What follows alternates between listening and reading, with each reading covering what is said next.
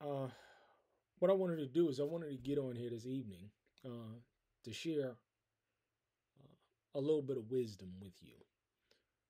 And this is concerning homesteading. Now, everybody knows that I am a carpenter, but I'm also a shepherd. I tend the sheep. And when first starting out on the homestead, I got a small flock, three young ewes, which were about 6, 7 months old, and a young ram. And at that point in time, starting out shepherding, you're learning a lot. And as well, I have children. Now, particularly at this point in time, my first child, my daughter, was born here, and she was out and she was playing with the ram. And this is the ram that I had. If you notice, these are the horns of the ram. Okay? Now, I wouldn't recommend that if you're going to get a sheep and you're on a homestead, do not get a sheep with rams, with horns. Okay? So you see, this is the sheep that I'm talking about, or the ram that I'm talking about. And there was an incident on this land where the sheep got out, and my daughter was taking a stick and beating the sheep, and the sheep ended up ramming her. Now, at this point in time, I was not aware that this happened, but at the time, another sister was here, and instead of alerting us to what was going on, she decides to take a picture of my daughter instead of alerting me and my wife to what was going on. Now, I ended up eventually dealing with that sister. But could you imagine if she took that and she posted it, sent it?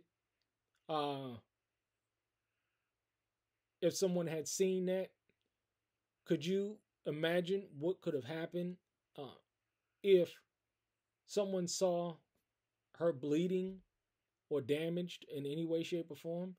Do you know how the kind of false allegation could have taken place or being levied? Hey, the ram hit her. Who do you think would have believed that? Who do you think would have believed that?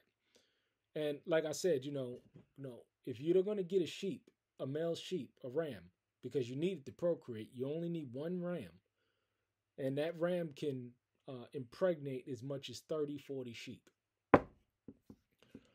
But can you see how a false allegation could have been made? Information could have been twisted, warped, and distorted to have claimed that, hey, we're beating our child. Could you imagine what could have happened if her grandmother saw that? And then I said, hey, the ram hit our daughter. Are you getting this? Are you understanding this? We need to understand. And this is a real life factual experience that's taking place. Now, she's fine. She was fine.